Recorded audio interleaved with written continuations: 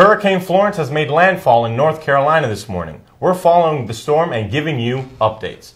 The Catholic Church has been under fire after sexual abuse allegations. SBU-TV's Madeline Edwards asked how people stand by their faith during this time. Keg Clash has returned. How do police and neighbors respond to this annual drinking fest? SBU-TV's Roisin Coleman has the answer. Good morning. Back to our first newscast of the semester. I'm Robert Barbieri. And I'm Jocelyn Person. We're glad to have you back. This morning, more than 300,000 people are without power in North Carolina. CNN's Omar Jimenez updates us on the destruction of the storm. There it goes. There goes the lights.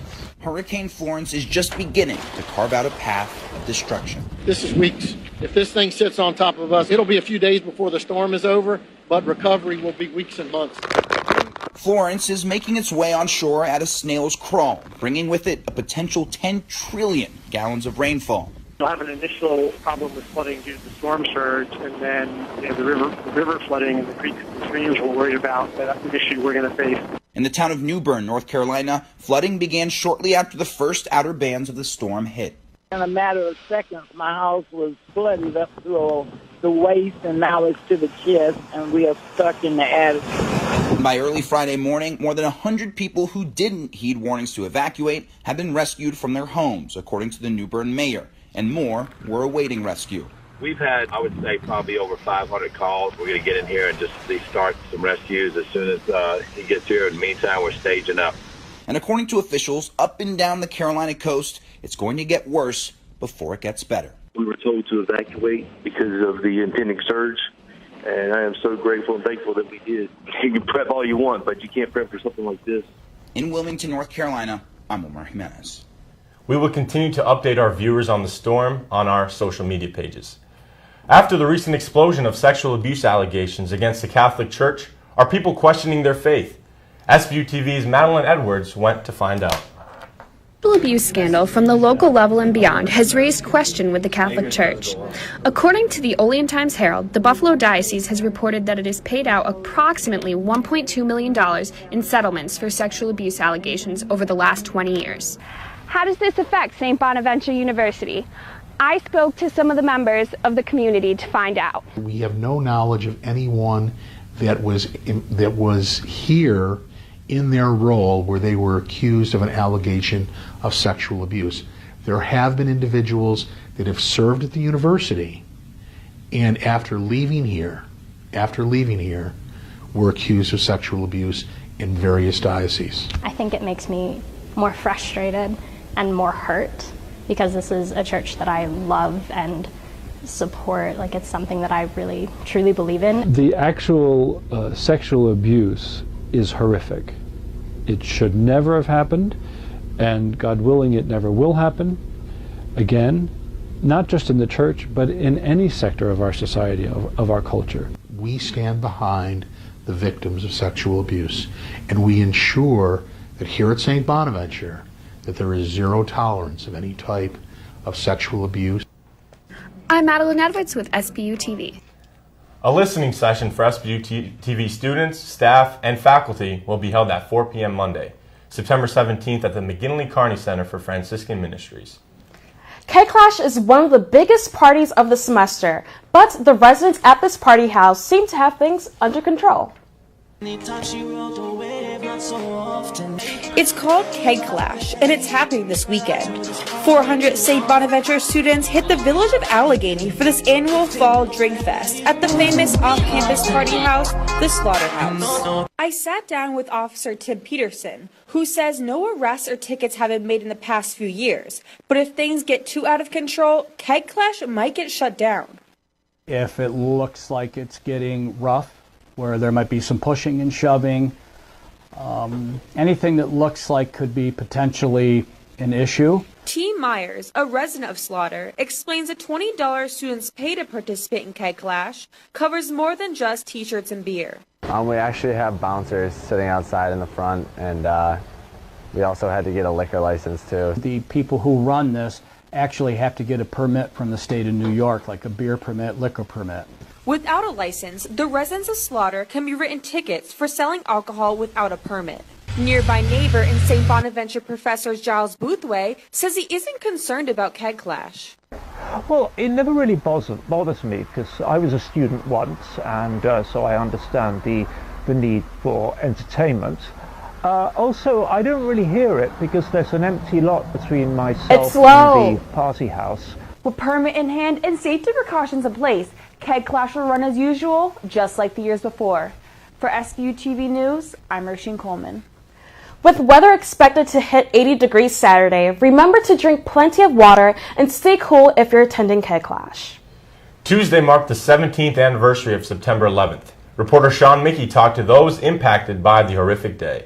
September 11th, 17 years ago Tuesday, the St. Bonaventure and Olean communities take time to reflect upon that horrific day. It was everyday Americans who showed extraordinary courage and talents on that day. And so we need to honor their memory. So many people from this community actually volunteered after 9/11 to go down to Ground Zero to help out with the recovery efforts. United States Army Corporal William Hilliard returns to the Olean American Legion every year to participate in the memorial and reflect.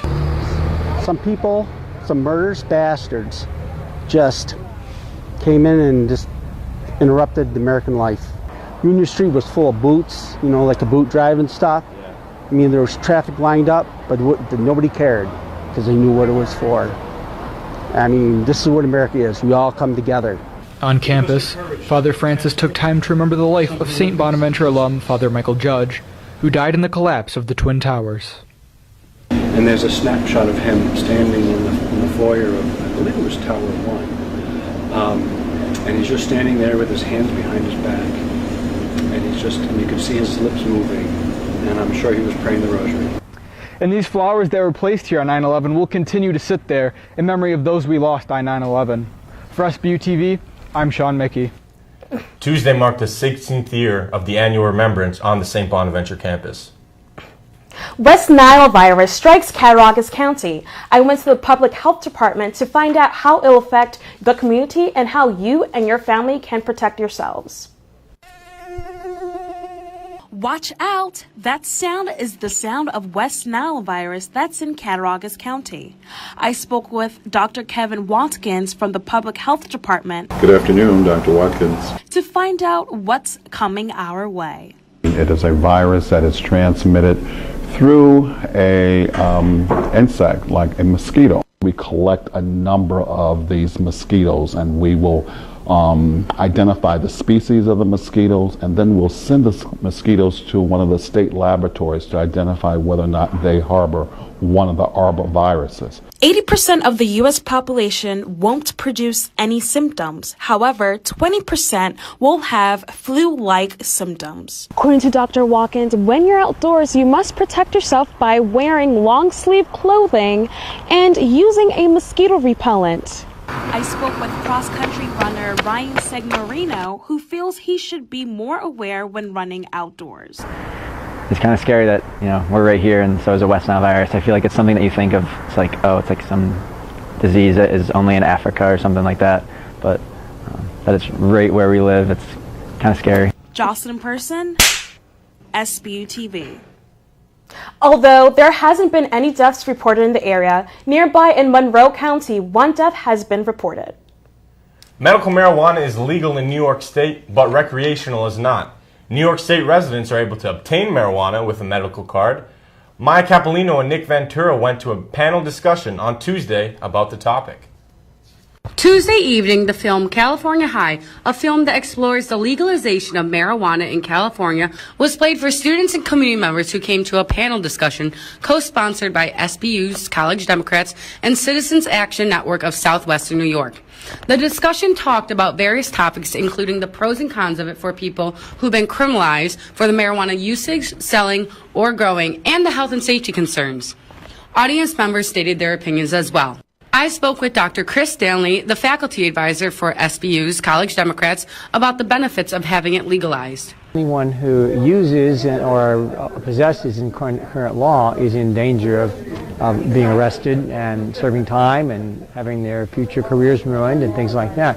So I think that students would certainly in general prefer that it be legal. Nicole Gonzalez, the Executive Director for Residential Living and Conduct, talked about how the campus would react if a change were to occur. It isn't an automatic. Once it's legal in the state, it's going to be okay on campus.